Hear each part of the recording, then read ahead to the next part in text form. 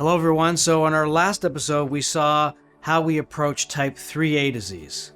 In this episode, we're going to approach two patients with slightly different pathologies, both mixed disease, where you have some excess leaflet motion defined as type 2, but largely steeped in restrictive pathology.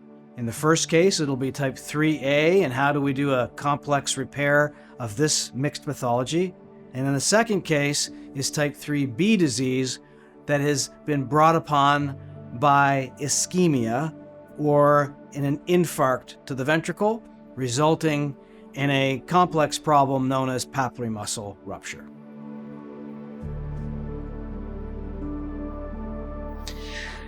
Now, building upon all of the cases we've reviewed and the different techniques, what happens when we have a patient that has severe type 2, but also type 3 disease? As you can see, though there's a focal flail of P1, P2, the basis is really a restrictive patient. This is almost a redo type of case.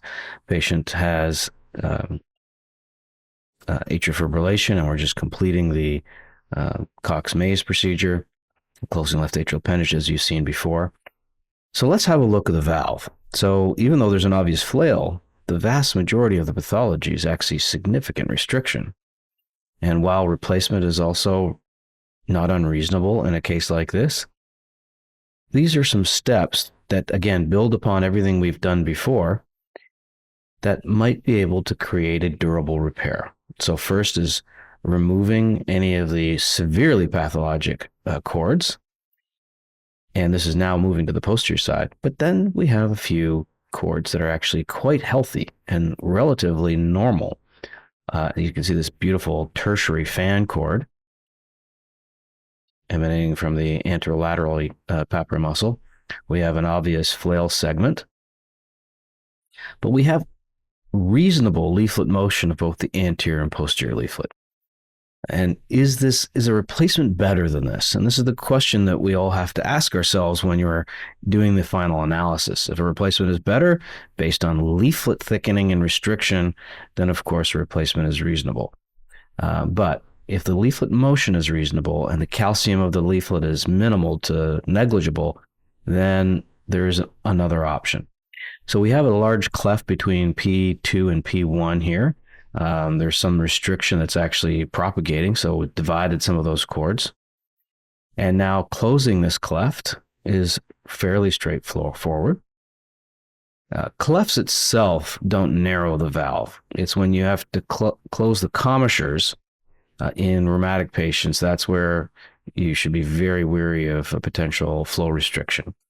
But this is a simple cleft. So by mobilizing the subvalvular restriction and closing the cleft, this actually does not narrow the valve at all. And that's what we've done. And this is completing the cleft closure using all of the leaflet valvuloplasty techniques we've reviewed already.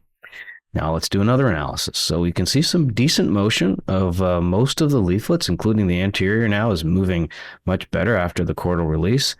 And P2 and P3 are moving relatively normally.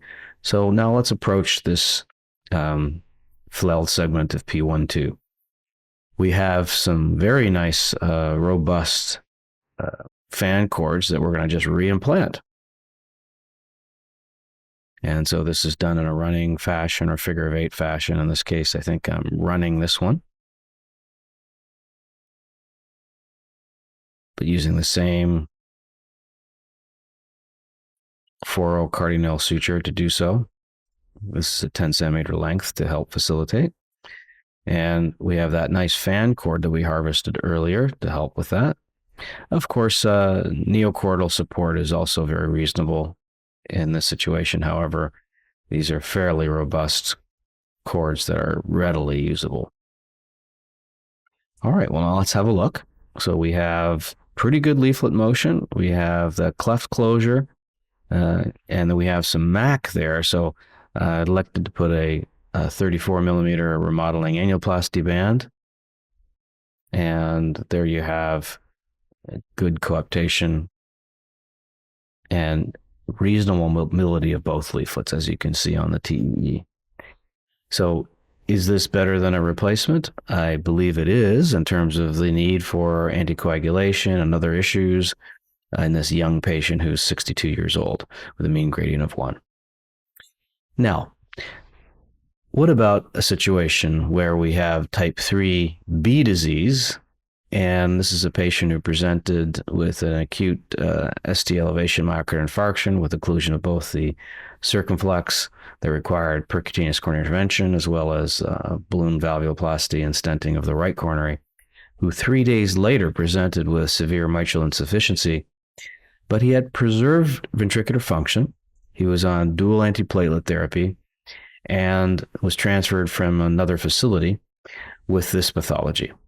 While sternotomy mitral valve replacement is a very reasonable option, this was a fairly robust 61-year-old gentleman who otherwise looked well, except to his dual antiplatelet therapy. And so to minimize burden, we decided to do this robotically, a resection of the papillary muscle rupture and primary leaflet repair in a minimal triangular fashion, as you can see here. Again, using the techniques we've illustrated previously. And then a remodeling annuloplasty band in this case. A circumferential ring would be very reasonable as well, but the anterior leaflet appeared to be relatively normal to have the completed repair as noted. So these are ways that you can navigate mixed disease safely and effectively. So now we've seen how to manage mixed disease of type 2 and type 3 with 2 cases. So join us for our next episode where we're going to handle a vexing problem. That is known as mitral annular calcification, or MAC.